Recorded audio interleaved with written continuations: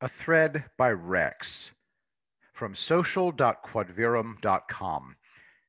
It is now becoming clearer what Sidney Powell's focus is.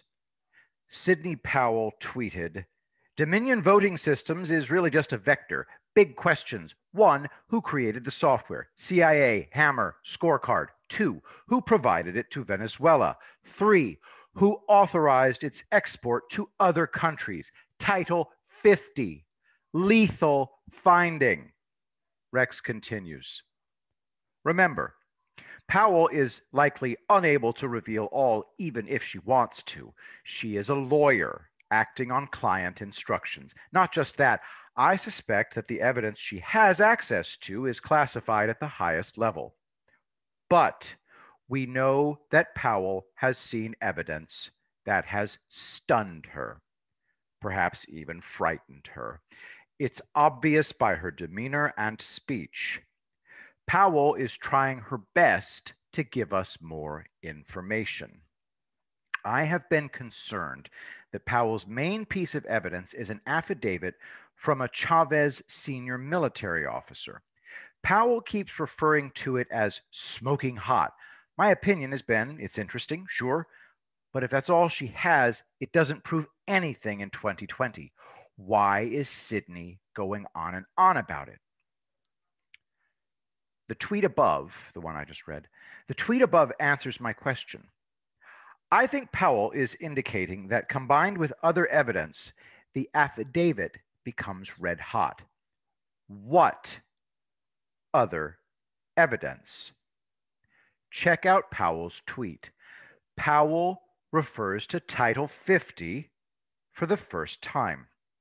Title 50, below, is a sprawling piece of legislation defining what POTUS can and can't do when the U.S. is at war or in a national emergency. For example, Trump's Executive Order 13848 was ordered under Title 50. Anyway, what I think Powell is pointing us towards is that there is a national emergency in place and that Title 50 covert operations are occurring behind the scenes. There's a lot more happening than any of us know. Everyone should listen to Powell's interview with Howie Carr from a minute 30 to a minute 44. It's stunning. A few days ago, Powell was referring only to election fraud using tech in Venezuela. Now she is referring to the use of this technology in the 2016 US Democratic primaries, the 2016 election, as well as elections in different countries overseas. In addition, Powell alleges that there was interference from China, Iran, Serbia, Liechtenstein in the 2020 election. Not just that. Apart from Trump, Powell specifically IDs John James and Leon Benjamin being targeted. There are 10 million plus fraudulent votes for Biden. She says that data suggests millions of dead people voted. She has check stubs of people who paid to get others to harvest ballots. She has direct evidence of something called drag and drop, which allows an operator at a computer to make Trump votes disappear. Powell says that the evidence she has is, quote, terrifying. There's more. Powell refers to her evidence, including direct proof of mail-in ballot fraud, multiple entries of the same ballot, pristine ballots, and very interesting indeed, an intercepted call with hundreds of people where a Department of Defense official instructs them, including Bernie Sanders, how to commit sabotage in their offices. There's apparently evidence of a transcripted call by Dominion's Eric Coomer, admitting he has made sure Trump has lost. Oh, Coomer has disappeared. Dominion have closed their offices. Hundreds of their employees are erasing their presence from the web. Powell can't prove it, but she thinks CIA is involved and that Haspel should be fired. And more.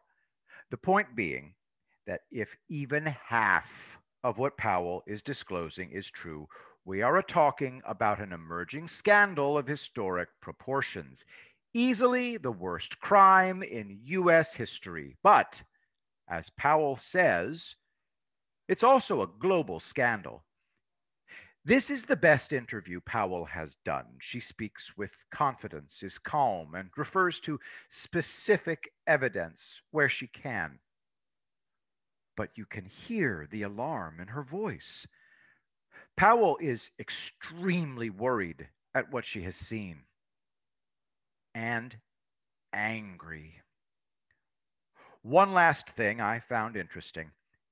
Howie Carr makes the important point that with evidence pouring in and the staggering dimensions of the case, will Powell have enough time to complete her investigation? Powell says she thinks she will. Now, maybe it's just me, but Powell seems to have found red-hot evidence very fast.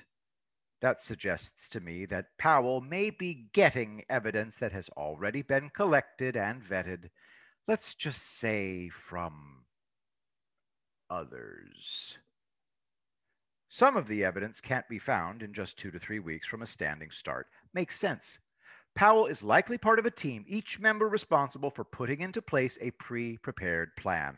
That's how I see it anyway. I think Powell is now finalizing her case, getting her evidence ducks in a row, and may well be waiting for a go order from others. December 8th or 14th are the next key deadlines. Powell will need her MOABs to drop before then, at least 2 weeks beforehand. Powell says her first filings will be next week in federal court. Anyway, back to my first toots. That's tweets in Quodverum parlance.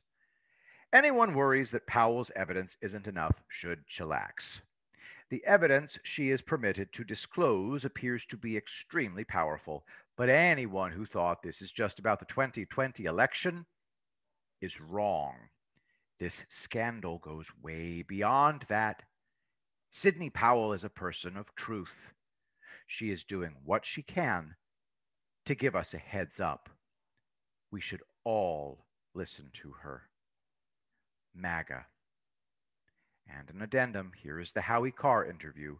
Go to 1:30 to 1:44. A must listen.